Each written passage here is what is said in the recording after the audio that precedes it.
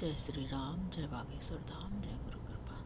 आज हम वाल्मीकि रामायण के किष्किंधा कांड के 26वें सर्ग को हिंदी में पढ़ेंगे। जय राम रमा रमनम समनम भव ताप भयाकुल पाहि जन्म अब देश सुरेश रमेश विभो शरणागत मांगत पाहि प्रभो। जय राम रमा रमनम समनम। जय श्री राम। 26वां सर्ग हिंदी में। तदंतर वानर सेना के प्रधान वीर भीगे वस्त्र वाले शोक संतप्त सुग्रीव को चारों ओर से घेर कर उन्हें साथ लिए अनायासी महान कर्म करने वाले महाबाहु श्री राम की सेवा में उपस्थित हुए। श्री राम के पास आकर वे सभी वानर उनके सामने हाथ जोड़कर खड़े हो गए, जैसे ब्रह्मा जी के सम्मुख महर्षि गण खड़े रहते हैं। तत्पश्चात स्वर्णमय मेरु पर्वत के समान सुंदर एवं विशाल शरीर वाले वायुपुत्र हनुमान जी, जिनका मुख प्रातः काल के सूर्य की भांति अरुण प्रभा से प्रकाशित हो रहा था, दोनों हाथ जोड़कर बोले, ककुस्त कुल नंदन, आपकी कृपा से सुग्रीव को सुंदर दाढ़ वाले पूर्ण बलशाली और महामनस्वी वानरों का यह विशाल साम्राज्य प्राप्त हुआ, जो इनके बाप दादों के समय से चला आ रहा है। प्रभु, यद्यपि इसका मिलना बहुत ही कठिन था, तो भी आपके प्रसाद से यह इन्हें सुलभ हो गया। अब यदि आप आज्ञा दें तो इस सुंदर नगर में प्रवेश करके सौहर्दों के साथ अपना सब राजकाज संभालें। ये शास्त्र विधि के अनुसार नाना प्रकार के सुगंधित पदार्थों और औषधियों सहित जल से राज्य पर अभिषिक्त होकर मालाओं तथा रत्नों द्वारा आपकी विशेष पूजा करेंगे। अतः आप इस रमणीय पर्वत गुफा किष्किंधा में पधारने की कृपा करें और इन्हें इस राज्य का स्वामी बनाकर वानरों का हर्ष बढ़ावें। हनुमान जी के ऐसा कहने पर शत्रु वीरों का संहार करने वाले तथा बातचीत में कुशल बुद्धिमान श्री रघुनाथ जी ने उन्हें यूँ उत्तर दिया, हनुमान सौम्य, मैं पिता की आज्ञा का पालन कर रहा हूँ, अतः 14 वर्षों के पूर्ण होने तक किसी ग्राम या नगर में प्रवेश नहीं करूँगा। वानर श्रेष्ठ वीर सुग्रीव इस समृद्धिशालिनी दिव्य गुफा में प्रवेश करें और वहाँ शीघ्र ही इनका विधि पूर्वक राज्याभिषेक कर दिया जाए। हनुमान ने ऐसा कहकर श्री रामचंद्र जी सुग्रीव से बोले, मित्र, तुम लौकिक और शास्त्रीय सभी व्यवहार जानते हो। कुमार अंगद सदाचार संपन्न तथा महान बल पराक्रम से परिपूर्ण है, इनमें वीरता कूट कूट कर भरी है, अतः तुम इनको भी युवराज के पद पर अभिषिक्त करो। ये तुम्हारे बड़े भाई जी के ज्येष्ठ पुत्र हैं, पराक्रम में भी उन्हीं के समान है तथा इनका हृदय उदार है, अतः अंगद युवराज पद के सर्वथा अधिकारी हैं। सौम्य, वर्षा कहलाने वाले 4 मास या चौमासे आ गए, इनमें पहला मास या श्रावण, जो जल की प्राप्ति कराने वाला है, आरंभ हो गया। सौम्य, किसी पर चढ़ाई करने का समय नहीं है, इसलिए तुम अपनी सुंदर नगरी में जाओ। मैं लक्ष्मण के साथ इस पर्वत पर निवास करूंगा। सौम्य सुग्रीव, है पर्वतीय गुफा बड़ी रमणीय और विशाल है, इसमें आवश्यकता के अनुरूप हवा भी मिल जाती है, यहाँ पर्याप्त जल भी सुलभ है और कमल तथा उत्पल भी बहुत हैं। सखे, कार्तिक आने पर तुम रावण के वध के लिए प्रयत्न करना, यही हम लोगों का निश्चय रहा। अब तुम अपने महल में प्रवेश करो और राज्य पर अभिषिक्त होकर सुहृदों को आनंदित करो। श्री रामचंद्र जी की यह आज्ञा पाकर वानर श्रेष्ठ सुग्रीव उस रमणीय किष्किंधापुरी में गए जिसकी रक्षा बाली ने की थी। उस समय गुफा में प्रविष्ट हुए उन वानर राज को चारों ओर से घेर कर हजारों वानर उनके साथ ही गुहा में घुसे। वानर राज को देखकर प्रजा आदि समस्त प्रकृतियों ने एकाग्रचित हो पृथ्वी पर माथा टेक कर उन्हें प्रणाम किया। महाबली पराक्रमी सुग्रीव ने उन सबको उठने की आज्ञा दी और उन सब से बातचीत करके वे भाई के सौम्य अंतःपुर में प्रविष्ट हुए। भयंकर पराक्रम प्रकट करने वाले वानर श्रेष्ठ सुग्रीव को अंतःपुर में आया देख उनके सुहृदों ने उनका उसी प्रकार अभिषेक किया जैसे देवताओं ने सहस्त्र नेत्रधारी इंद्र का किया था।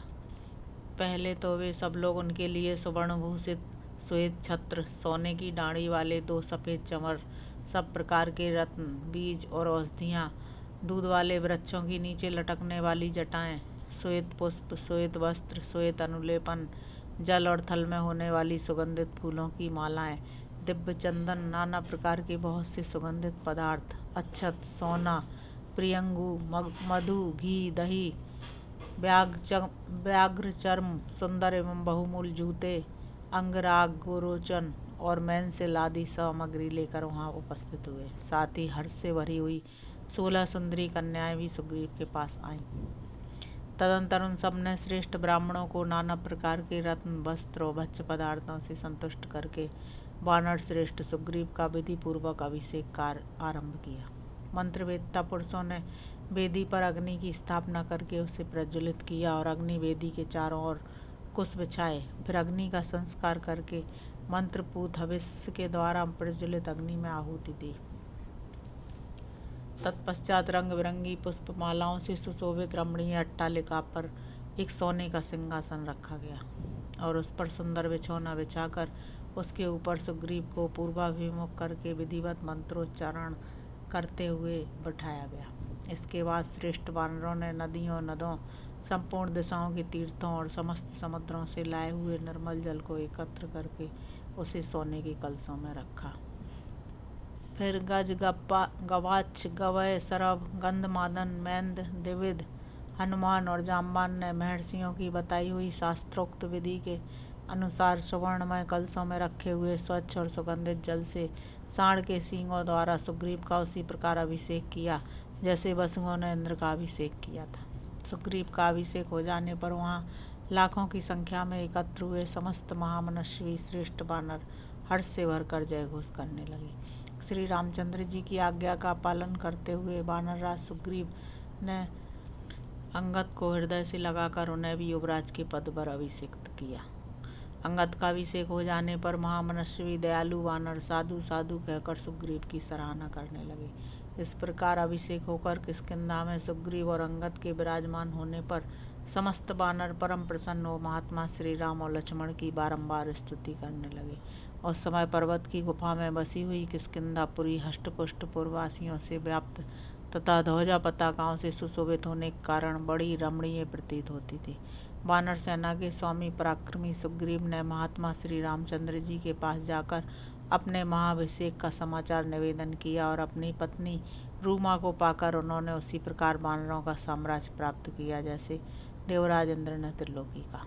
इस प्रकार श्री वाल्मीकि निर्मित रामायण आदि काव्य के किष्किंधा कांड में 26वां सर्ग पूरा हुआ। अब हम 27वां सर्ग हिंदी में पढ़ेंगे। जब वानर सुग्रीव का राज्याभिषेक हो गया और वे किष्किंधा में जाकर रहने लगे, उस समय अपने भाई लक्ष्मण के साथ श्री राम जी पृष्ठवणगिरी पर चले गए। वहाँ चीतों और मृगों की आवाज़ गूंजती रहती थी। भयंकर गर्जना करने वाले सिंहों से वह स्थान भरा था। नाना प्रकार की झाड़ियाँ और लताएं उस पर्वत को आच्छादित किए हुए थी और घने वृक्षों के द्वारा वह सब ओर से व्याप्त था। रीछ, बानर, लंगूर और बिलाव आदि जंतु वहाँ निवास करते थे। वह पर्वत मेघों के समूह सा जान पड़ता था। दर्शन करने वाले लोगों के लिए वह सदा ही मंगलमय और पवित्र कारक था। उस पर्वत के शिखर पर एक बहुत बड़ी और विस्तृत गुफा थी।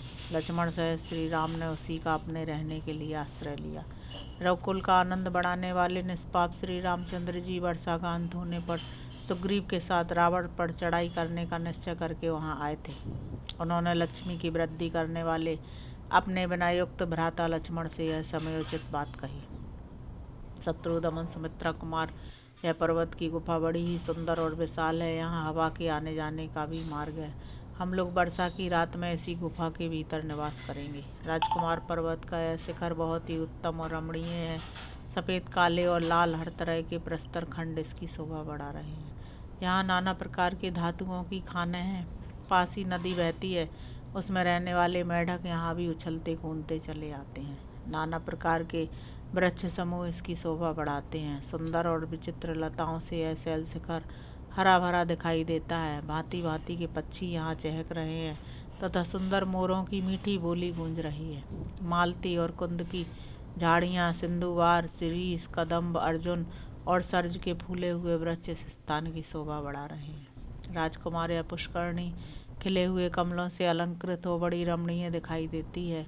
यह हम लोगों की गुफा से अधिक दूर नहीं होगी। सौम्य, यहाँ का स्थान ईशान कोण की ओर से नीचा है, अतः यहाँ यह गुफा हमारे निवास के लिए बहुत अच्छी रहेगी। पश्चिम दक्षिण के कोण की ओर से ऊंची यह गुफा हवा और वर्षा से बचाने के लिए अच्छी होगी। सुमित्रानंदन, इस गुफा के द्वार पर समतल शिला है जो बाहर बैठने के लिए सुविधाजनक होने के कारण सुखदायिनी है। यह लंबी चौड़ी होने के साथ ही खान से काटकर निकाले हुए कोयलों की राशि के समान काली है। तात देखो यह सुंदर पर्वत शिखर उत्तर की ओर से कटे हुए कोयलों की राशि तथा घुमड़े हुए मेघों की घटा के समान काला दिखाई देता है। इसी तरह दक्षिण दिशा में भी इसका जो शिखर है वह श्वेत वस्त्र और कैलाश श्रृंग के समान श्वेत दिखाई देता है। नाना प्रकार की धातुएं उसकी शोभा बढ़ाती हैं। वह देखो इस गुफा की दूसरी ओर त्रिकूट पर्वत के समीप बहने वाली मंदाकिनी के समान तुंगभद्रा नदी बह रही है। उसकी धारा पश्चिम से पूर्व की ओर जा रही है। उसमें कीचड़ का नाम भी नहीं है। चंदन, तिलक, साल, तमाल, अतिमुक्तक, पद्मक, सरल और शोक आदि नाना प्रकार के वृक्षों से उस नदी की कैसी शोभा हो रही है। जलबैंत, तिमिद, बकुल, केतक, हिंताल, तिनिस, नीप, स्थलवैत, कृतमाल आदि भांति भांति के तटवर्ती वृक्षों से जहाँ तहाँ सुशोभित हुई यह नदी वस्त्र आभूषणों से विभूषित श्रृंगार सज्जित युवती स्त्री के समान जान पड़ती है। सैकड़ों पक्षी समूहों से संयुक्त हुई यह नदी उनके नाना प्रकार के कलरवों से गूंजती रहती है। परस्पर अनुरक्त हुए चक्रवाक इस सरिता की शोभा बढ़ाते हैं। अत्यंत रमणीय तटों से अलंकृत नाना प्रकार के रत्नों से संपन्न तथा हंस और सारसों से सेवित यह नदी अपनी हास्य छटा बिखेरती हुई सी जान पड़ती है। कहीं तो यह नील कमलों से ढकी हुई है, कहीं लाल कमलों से सुशोभित होती है और कहीं श्वेत एवं दिव्य कुमुद कलकाओं से शोभा पाती है। सैकड़ों जलपक्षियों से सेवित तथा मोर एवं क्रौंच के कलरवों से मुखरित हुई यह सौम्य नदी बड़ी रमणीय प्रतीत होती है। मुनियों के समुदाय इसके जल का सेवन करते हैं। वह देखो अर्जुन और चंदन वृक्षों की पंक्तियाँ कितनी सुंदर दिखाई देती हैं। मालूम होता है मन के संकल्प के साथ ही प्रकट हो गई हैं। शत्रुसूदन, सुमित्रा कुमार, यह स्थान अत्यंत रमणीय और अद्भुत है। यहाँ हम लोगों का मन खूब लगेगा, अतः यहीं रहना ठीक होगा। राजकुमार विचित्र कानूनों से सुशोभित सुग्रीव की रमणीय किष्किंधापुरी भी यहाँ से अधिक दूर नहीं होगी। विजयी वीरों में श्रेष्ठ लक्ष्मण मृदंग की मधुर ध्वनि के साथ गरजते हुए वानरों के गीत और वाद्य का गंभीर घोष यहाँ से सुनाई देता है। निश्चय ही कपि श्रेष्ठ सुग्रीव अपनी पत्नी को पाकर राज्य को हस्तगत करके और बड़ी भारी लक्ष्मी पर अधिकार प्राप्त करके सौहर्दों के साथ आनंद उत्सव मना रहे हैं। ऐसा कहकर श्री रामचंद्र जी लक्ष्मण के साथ उस प्रस्त्रवण पर्वत पर जहाँ बहुत सी कंदरां और कुंजों के दर्शन होते थे निवास करने लगे। यद्यपि उस पर्वत पर परम सुख प्रदान करने वाले बहुत से फल फूल आदि आवश्यक पदार्थ थे, तथापि राक्षस द्वारा हरी गई प्राणों से भी बढ़कर आदरणीय सीता का स्मरण करते हुए भगवान श्री राम को वहाँ तनिक भी सुख नहीं मिलता था। विशेषतः उदयाचल पर उदित हुए चंद्रदेव का दर्शन करके रात में सैया पर लेट जाने पर भी उन्हें नींद नहीं आती थी। सीता के वियोग जनित शोक से आंसू बहाते हुए वे अचेत हो जाते थे। श्री राम को निरंतर शोकमग्न रहकर चिंता करते देख उनके दुख में समान रूप से भाग लेने वाले भाई लक्ष्मण ने उनसे विनयपूर्वक कहा, वीर, इस प्रकार व्यथित होने से कोई लाभ नहीं है, अतः आपको शोक नहीं करना चाहिए, क्योंकि शोक करने वाले पुरुष के सभी मनोरथ नष्ट हो जाते हैं। यह बात आपसे छिपी नहीं है। रघुनंदन, आप जगत में कर्मठ वीर तथा देवताओं का समादर करने वाले हैं, आस्तिक, धर्मात्मा और उद्योगी। यदि आप शोकवश उद्यम छोड़ बैठते हैं तो पराक्रम के स्थान स्वरूप सम्रांगण में कुटिल कर्म करने वाले उस शत्रु का, जो विशेषतः राक्षस है, वध करने में समर्थ ना हो सकेंगे। अतः आप अपने शोक को जड़ से उखाड़ फेंकिए और उद्योग के विचार को सुस्थिर कीजिए, तभी आप परिवार सहित उस राक्षस का विनाश कर सकते हैं। काकुस्थ, आप तो समुद्र, वन और पर्वतों सहित समूची पृथ्वी को भी उलट सकते हैं। फिर उस रावण का संहार करना आपके लिए कौन बड़ी बात है। यह वर्षा काल आ गया है, अब शरद ऋतु की प्रतीक्षा कीजिए, फिर राज्य और सेना सहित रावण का वध कीजिएगा। जैसे राख में छिपी हुई आग को हवन काल में आहुतियों द्वारा प्रज्वलित किया जाता है, उसी प्रकार मैं आपके सोए हुए पराक्रम को जगा रहा हूँ, भूले हुए बल विक्रम की याद दिला रहा हूँ। लक्ष्मण के शोभे एवं हितकर वचन की सराहना करके श्री रघुनाथ जी ने अपने स्नेही सुहृद सुमित्रा कुमार से इस प्रकार कहा, लक्ष्मण, अनुरागी, स्नेही, हितैषी और सत्य पराक्रमी वीर को जैसी बात कहनी चाहिए वैसी ही तुमने कही है।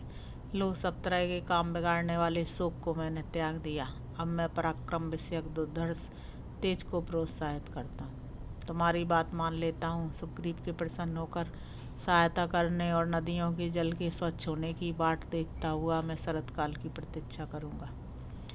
जो वीर पुरुष किसी के उपकार से उपकृत होता है वह प्रत्युपकार करके उसका बदला अवश्य चुकाता है। यदि कोई उपकार को न मानकर या भुलाकर प्रत्युपकार से मुंह मोड़ लेता है वह शक्तिशाली श्रेष्ठ पुरुषों के मन को ठेस पहुंचाता है। श्री राम जी के उस कथन को ही युक्ति युक्त मानकर लक्ष्मण ने उसकी भूरी भूरी प्रशंसा की और दोनों हाथ जोड़कर अपनी शुभ दृष्टि का परिचय देते हुए वे नयनाभिराम श्री राम से इस प्रकार बोले। नरेश्वर, जैसा कि आपने कहा है, वानरराज सुग्रीव शीघ्र ही आपका यह सारा मनोरथ सिद्ध करेंगे। अतः आप शत्रु के संहार करने का दृढ़ निश्चय लिए शरतकाल की प्रतीक्षा कीजिए और इस वर्षा काल के विलंब को सहन कीजिए। क्रोध को काबू में रखकर शरतकाल की राह देखिए।